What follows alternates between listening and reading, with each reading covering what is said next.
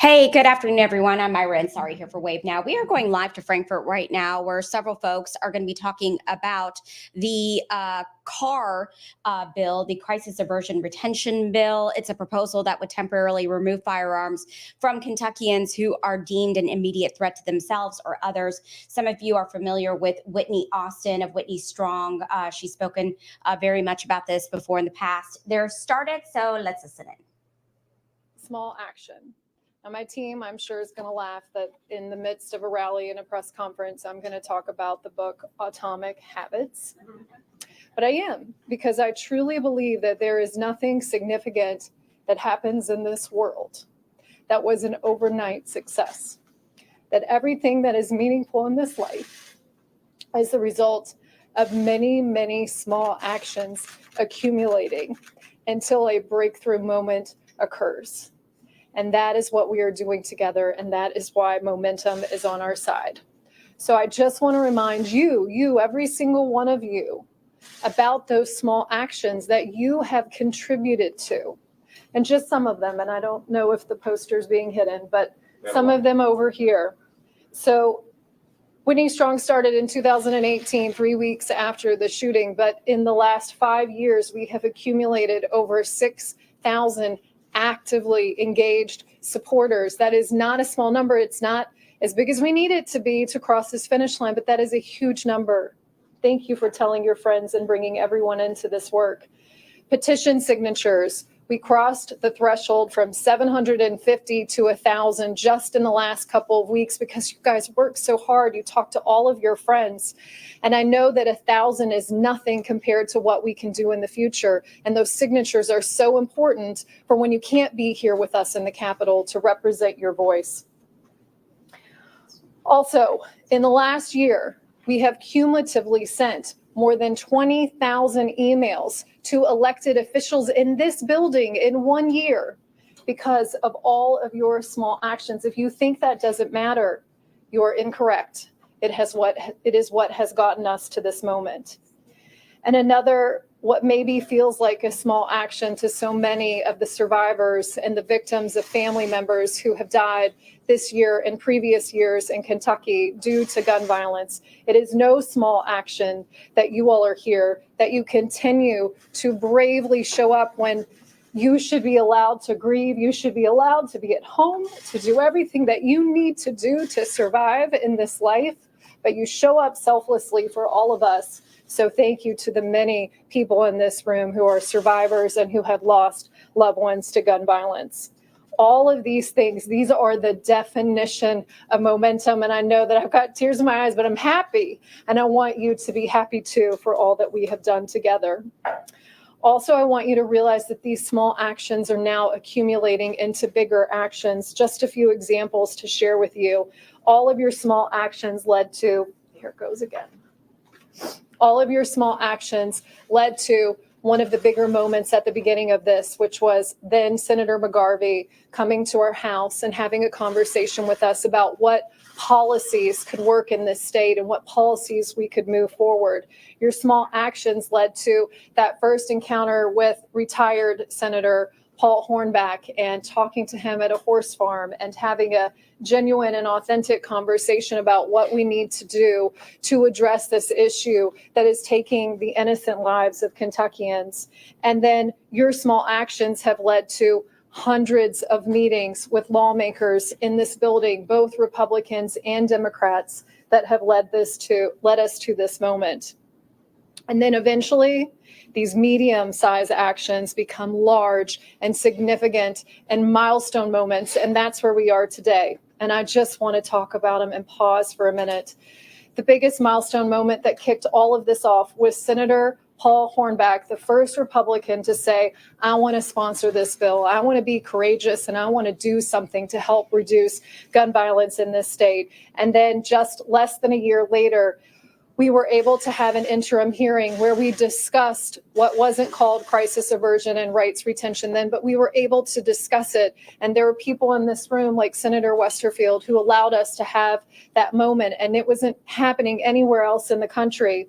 And then we had subsequent bill filings where we're filing a bill to reduce mass violence, to reduce suicide in our state. and in a bipartisan way, not happening anywhere else in this country. And then fast forwarding to where we are today. And yes, we lost our previous bipartisan team through retirement and Senator McGarvey becoming Congressman McGarvey, but we did it again with Senator Yates and Senator Westerfield. And so what I want you to see is that all of these small actions have gotten us here today. This foundation is so strong. It doesn't stop with any of these people. It keeps going on because of you, not because of them. So thank you for being here today. Thank you for being courageous. Thank you for being resilient. This is what it's going to take, and we are so much closer than we have ever been. So thank you.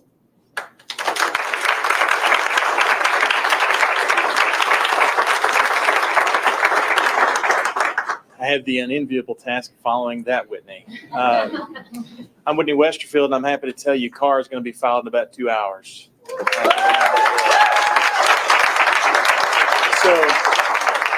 So last month we heard testimony. You heard me and Whitney and Chief Sanders and Steve Shannon, and Senator Yates would have been there if he could have been there, but you heard us talk about a couple of different versions. And you'll see the details of that. I've shared that with a lot of our advocates already. This is going to be closer to version 2 if you were paying attention to that committee hearing. But the whole point of this is to try to do something. And I want to encourage you. You just heard Whitney rattle off all the things, all the progress that's been made. Small steps are how that's how anything up here gets done. I agree with you completely, Whitney. Overnight successes don't happen without a whole lot of work that goes in behind them. I want to share you a story that I actually shared yesterday. Has nothing to do with CARR at all. Last year, there was a juvenile justice bill, and I work on juvenile justice a lot. There was a juvenile justice bill coming through. I wasn't particularly crazy about it, and there were a lot of changes I wanted to see in it. And there was a Children's Advocacy Day rally, and there was a group of young adults from a group called Reform Kentucky. I think that's the name of it. The name doesn't matter, but the names of the youth that I met matter. Lee and Quante. They are part of that group, and they came to see me. They saw me in the rotunda that day, and I said, I want to sit down and make time to sit down with you all. And they came back one day and got me out of a caucus meeting and tickled me to death, as I said yesterday. And I sat down in my office upstairs last year, and in the span of about 30 or 45 minutes, they came up with an idea. To make a long story short, their idea ended up in that awful bill.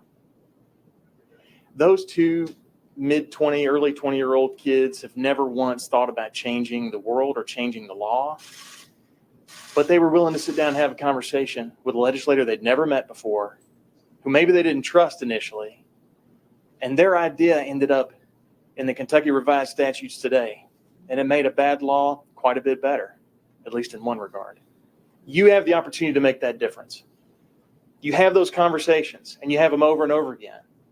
I heard one of my colleagues yesterday rightly say that the change that happens doesn't happen with rallies as much as it does with those one-on-one conversations and relationships you build with the legislators that are yours. Whether you agree with them or not on anything else, start talking to them about this. We don't want to take away guns from people who are law-abiding citizens. We want to step in temporarily to keep people safe. We don't want it to be abused. We want to do something responsible, constitutional, to keep people safe. That's what CARR does. And I look forward to having your support, getting it moving forward this year. We hope to get it assigned to a committee quickly, and we hope to get a hearing. That's not a guarantee, but that's where we go next. Make that the part of your pitch today. Wherever it goes in a committee, we need to make sure we try to get it a hearing if we can. That's the next step. After we get it heard, we'll worry about the next step after that. But this is how we do it. Little steps at a time. Thank you all so much.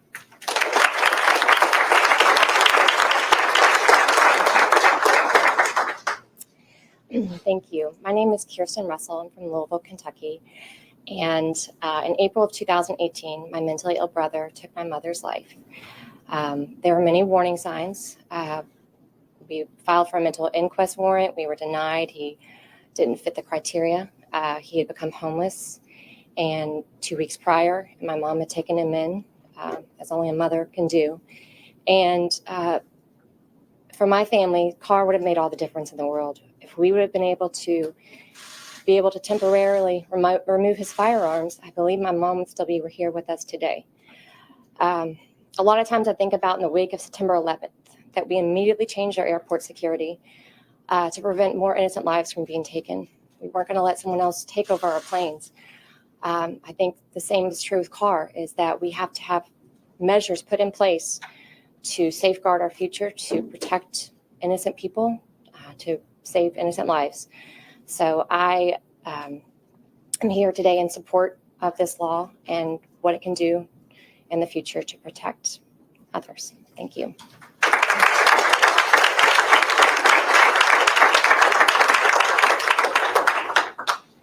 I'm Senator David Yates.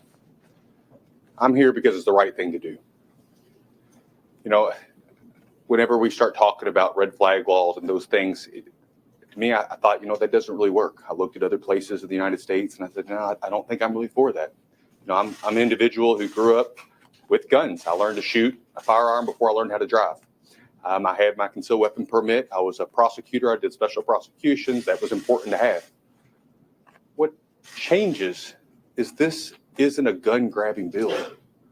This is a crisis aversion. This has to do with people who are in a mental health crisis situation who are going to do harm to themselves or others. So I think about how many people I can talk to and say, how many suicides could be prevented? How many killings could be prevented? And the time has come that we do something. So I'm tired of saying, you know what? I don't know, it's too hard. That threshold's too high. I don't think we can move forward because we have to. Because public safety has got to be a top priority. And right now we are in a crisis. It's how many people know someone who's directly affected? How many people are directly affected? So I'll tell you what, I've shared too many tears over this. I've lost people that I love. And I know that together we can make a difference. So I think it's really important that we communicate. It's not a gun grabbing bill.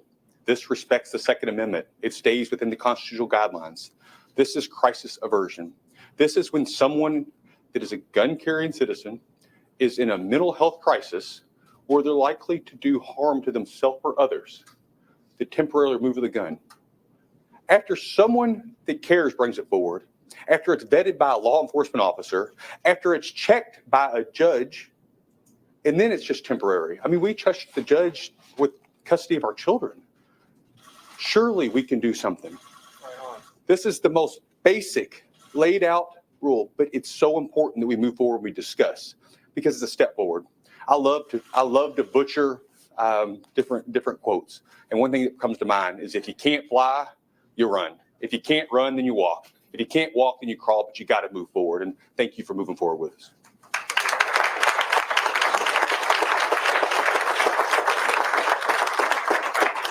Good afternoon. I'm Rick Sanders. 4 decades in law enforcement. As I stand before you today, I have to commend these people that have had the courage to bring this forward. I looked at the scars on Whitney's arms as she was speaking. And I'm speaking for a 4-decade law enforcement officer who has mental scars of vicious, violent acts that I have witnessed that could have been averted. My journey started back in 2018. On January 23rd of 2018, I was the Kentucky State Police Commissioner, and I was called to come to Marshall County High School. And I had to walk over the backpacks, the phones, the things belonging to children that were in such fear for their lives. And then I also saw a young lady, a 15-year-old lady there laying in the floor dead. You know, I ended up going and speaking with the families, praying with the families, consoling the families, and decided we have to do something. We can't continue to, as David said, we can't continue to just say, let's do something. We have to move forward. And this bill that you are going to see today is the beginning. That's not going to be the final bill. Let's put our heads together and talk about how we can all support making our community safe. People that know me will tell you I'm a law and order guy. I'm a Second Amendment guy. I have a safe full of guns, but I also speak from experience. I'm also a guy, just saw a guy shoot himself in the mouth. And we learned later that he was suffering from mental illness. I also will talk about in October of 2018, we received, as a state police, we received a call from a lady in New Jersey saying there's a guy on Facebook who's threatening to kill our children. We had a trooper, Josh Satterley, who went to that guy's house and caught him backing out of the driveway. He had a rifle, 100 rounds of ammunition, a bulletproof vest on, and I asked people, would you support giving his guns back to him? He was suffering from a mental health crisis. We've got to do something. This is not a gun issue. This is a mental health issue. And we have got to do what we can to take guns out of hands that can hurt themselves or hurt our children. And I'm proud to support what we're doing here this morning. It's not done. I commend the two senators for having the courage to do this. I commend my friend Whitney for having the courage to stand up here and tell her story. And I'm committed to doing what I can to see some version of this bill pass. Thank you.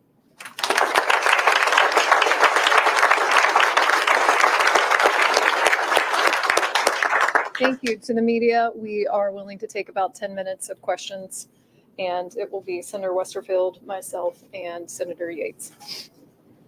The timing of this bill follows a lawsuit to be filed against the firearms dealer that dealt the firearms with the mass shooter in April of last year. Is the timing just a coincidence? How would something like this? Yeah, I didn't know about that lawsuit, so that's a coincidence. Senator Westerfield, you said this is closer to version 2, which I believe does not have an ex parte hearing. It does have an ex parte hearing. Oh, it does. Why did you choose that? Can you elaborate on this?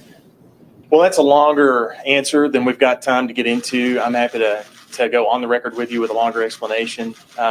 This is the cleanest and most consistent with existing statutes. You'll note when you see the draft, this is going to be a new section 202D. 202A is the involuntary commitment statute here in Kentucky. This is going to be a new section 202D. It follows that procedure and protocol. That's the short answer to that. The judges are accustomed to that. The lawyers are accustomed to that. Prosecution, law enforcement. It follows a pattern of something they're all used to doing every day, all the day, all the time. Which committee would you like to see this in, and what committee do you think has the best chance? Well, I wonder. Judiciary, maybe? I would love for it to come to the Judiciary Committee. I think it's appropriate there. VMAP is appropriate because of public protection. It could go to either one. Either way, it's got a tough uphill climb, and I haven't hidden that at all. You've got to work on getting the right number of votes. And we're not there regardless of either of those committees. There might be one other because of the mental health component that you could argue could fit into, but it doesn't matter where it goes. It'll be assigned. And then that's where we focus our attention. And I start working those members and talking to them and finding whether or not they agree with this draft, or if they don't. Then if there are changes that we can make to accommodate them to get them to a point of yes. That's the same with every other bill. So at the end of the day, where it goes doesn't matter as much as whether it goes once it gets there. Senators, we saw that this bill had a hearing with the Interim Judiciary back in December. Concerns raised from a lot of your colleagues in the legislature. Can you talk a little bit about the conversations that you had with your fellow lawmakers the last month as you try to build the support, and how you're feeling about that? I feel generally positive. Obviously, we got a lot of opposition raised during that committee meeting, but I've also gotten votes of support. There are members of both chambers who have reached out and said, I'm a yes vote. They're afraid to say that publicly, but they are supportive. We've also made changes to the bill based on some of the feedback and arguments that we heard. Not necessarily that I agree with all the arguments, but we wanted to respond to those concerns. And so we've made some adjustments here and there to some of the procedures and processes. I think it's a constitutionally sound bill. Can you give an example of one of those changes? I can. There was language regarding what happens when a law enforcement officer gets to the door of someone with the order, the temporary order, and they refuse. We've added some language in there that I think strengthens the constitutional argument or the position of that law enforcement officer to be able to come back and get those firearms under certain circumstances. And I can get into more of those weeds if you'd like. I mentioned this at the committee meeting, so this didn't come as a result of it. I did anticipate some objections, which is why I included it. The bill does include a presumption that's rebuttable. So the default position both when the court's reviewing the petition initially and every subsequent review thereafter. The default position is that the gun should be returned. That rebuttable presumption has to be rebutted each and every time by the petitioner. They've got to show that the issue is either there to begin with, sufficient enough to issue the temporary order, or that it's still there, sufficient to keep the order in place. This is a similar question to hers, but in your private conversations, do you feel as though there's going to be enough support on the Republican side to get this bill passed?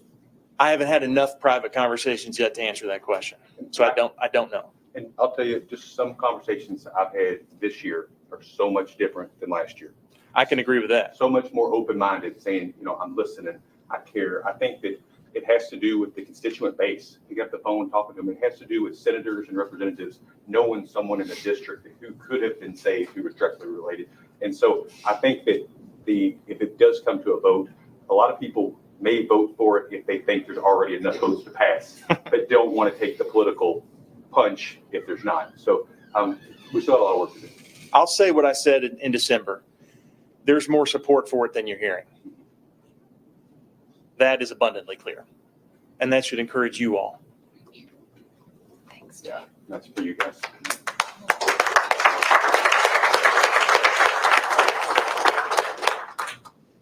Any other questions? Yes, ma'am. Following up on the third question, one of the specific concerns about this bill is that it infringes on constitutional rights. And I'm wondering, what is your response to your thoughts? Have you had those conversations with those lawmakers who brought that concern? Yeah, I've had conversations with a couple that generally speak about constitutional concerns. They haven't seen the language yet. They will today, obviously, once it's filed. My response to that is even our Supreme Court, our U.S. Supreme Court, has acknowledged that there are constitutionally valid restrictions. Our Second Amendment doesn't require anywhere in the text of the Second Amendment that you be convicted of a felony before you lose your rights to own or possess or purchase a firearm. Yet we've all agreed as policymakers at some point, and every other state has, to my knowledge, that that's a restriction we're going to be okay with. We've established, and that's not, you can look at any constitutional right, and there are limitations set either by policymakers or by the court. And this is no different. This is narrow enough, temporary enough, limited enough in scope. I think it easily meets a constitutional test. Do you ever worry with how narrow it is and how many safeguards there are that it could create too much time between somebody being identified as being troubled and a problem occurring? No, not too much time, because the way this process works, there is an ex parte hearing. So as soon as that petition can be filed by law enforcement, I mean, that's not to say you're always going to be, but that's true in every other state that has something like this. Nothing's perfect, and you can't guarantee that you're going to catch someone in time before they hurt themselves or hurt someone else. But right now, there's no mechanism short of involuntarily committing them. And as we heard from Kirsten, Reverend Kirsten, as we heard from Kirsten, those can sometimes and are often denied. There needs to be another path where, okay, we're not going to commit your whole person and detain you in your liberty, but we think it's justified to perhaps just for a temporary time remove firearms from that situation. Right now, the law doesn't provide for anything like that. This changes that. There's obviously similar laws like this in many other states. Can you explain how your proposal differs from what other states are doing? I think the biggest difference is that presumption, that rebuttable presumption. I'm not aware of another state that has that. I was trying to come up with some way to make it more palatable to people who are concerned that this violates the Second Amendment. And we're talking about people, and this is a fair statement, we're talking about people who have not yet broken the law. I think the bar should be higher. And so we've made the bar higher. And that's also the case, though, with other 202 issues with mental health. People a lot of times will say, well, how can you remove a right before you have proven that they violate the law? Well, we do that with other health issues as well. And so I think the focus has to be, this is a mental health crisis issue that we're trying to avoid, not only the person hurting themselves, but hurting them.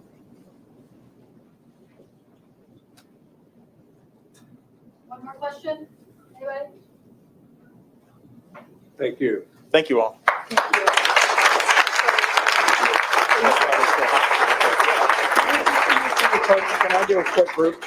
Yes, Kirsten, come on up.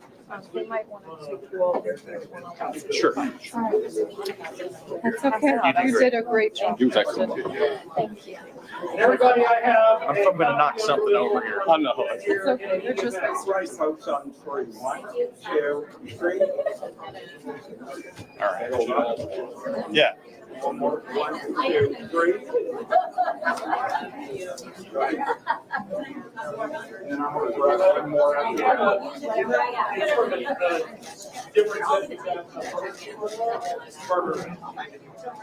All right.